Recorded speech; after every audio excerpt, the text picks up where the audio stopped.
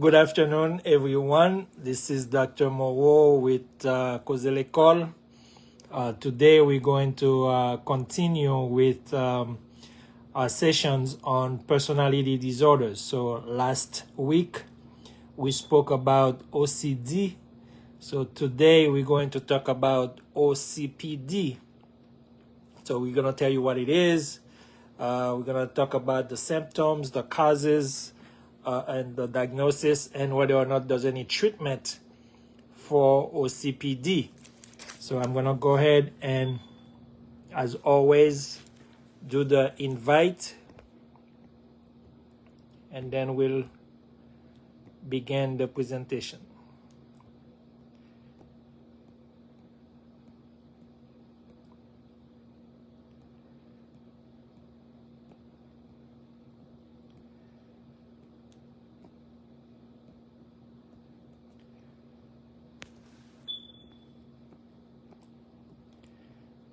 Almost done doing the invite, and then we'll go ahead and present.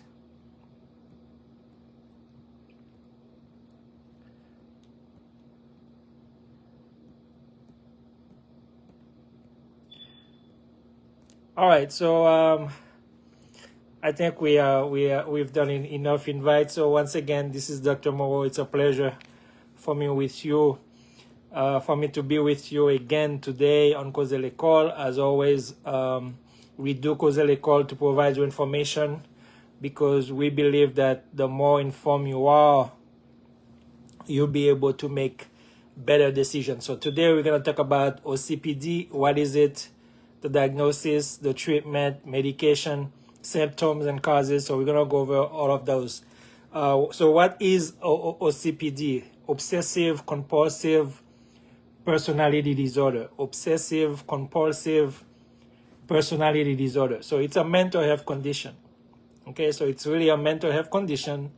It involves an extensive preoccupation with perfectionism, organization, and control.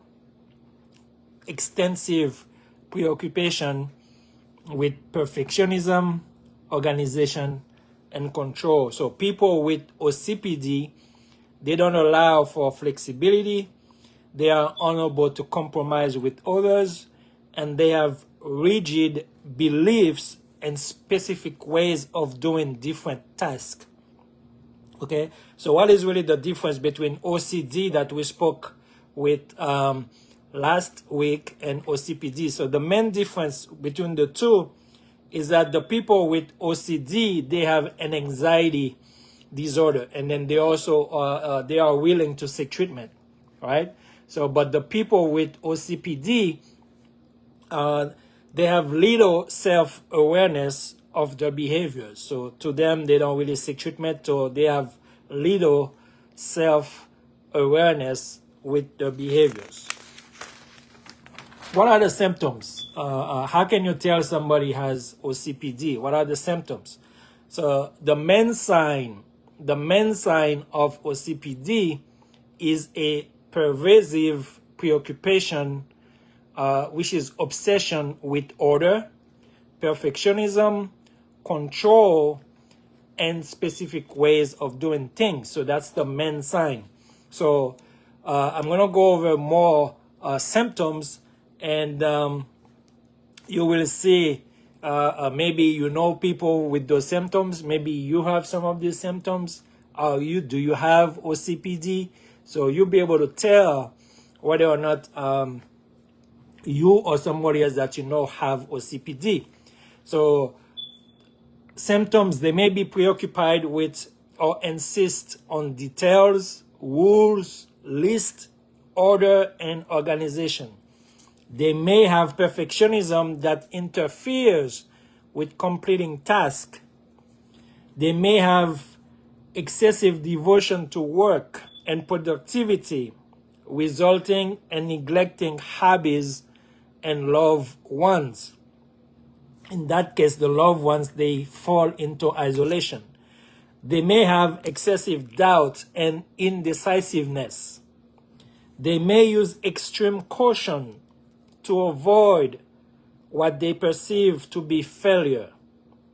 They may be rigid and stubborn in their beliefs and ways of doing things. They may be unwilling to compromise. They may be unwilling to throw out broken or worthless objects, even though those objects have no sentimental values. They may have difficulty working with others or delegating tasks.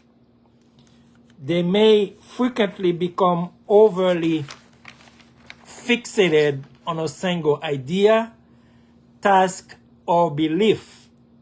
They may perceive everything as black or white. That's what you call a dichotomous thought. They may have difficulty coping with criticism. They may over-focus on flaws in other people instead of looking at themselves, of course. People with OCPD usually appear to be confident, organized, and high achieving. So these are all of the symptoms for somebody who may have OCPD.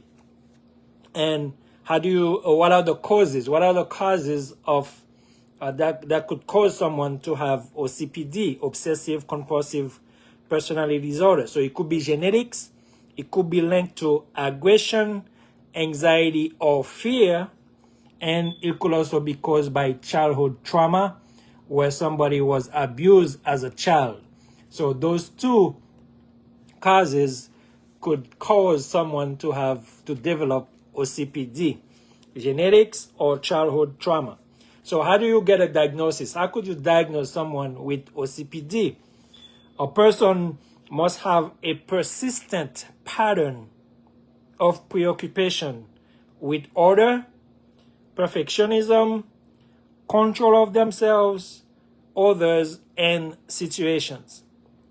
A person must have a persistent pattern of preoccupation with order, perfectionism, control of themselves, others, and situations. So the symptoms I mentioned earlier, if somebody has 4 or 5 of those symptoms, you can diagnose them with OCPD.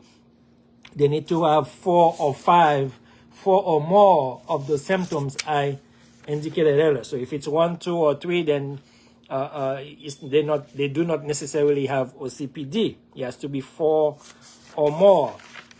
Are there any treatment? So the treatment could be you could do a combination of therapy and medication. So there are 2 types of therapy that you could use with people with OCPD. The first one is psychotherapy, which is talk therapy. There are 2 types of psychotherapy that you could use. Psychodynamic therapy, which focuses on the psychological roots of emotional suffering. And the second one is cognitive behavior therapy, which is called CBT, where the therapist will take a closer look at your thoughts and emotions to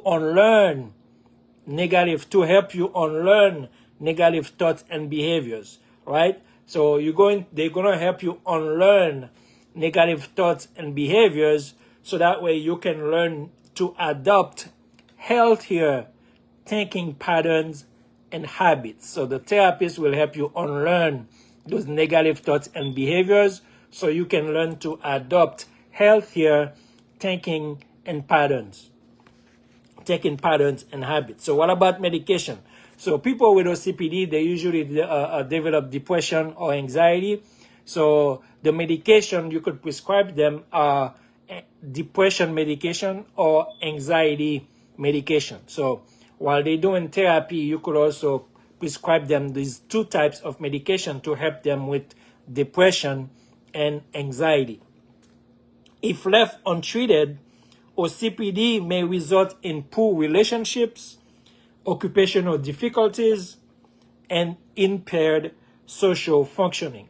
So if left untreated, OCPD may result in poor relationships, occupational difficulties, and impaired social functioning. So if you have the symptoms, 4 or more of them, it's good to seek treatment, because you don't want to have poor relationships and impaired social functioning.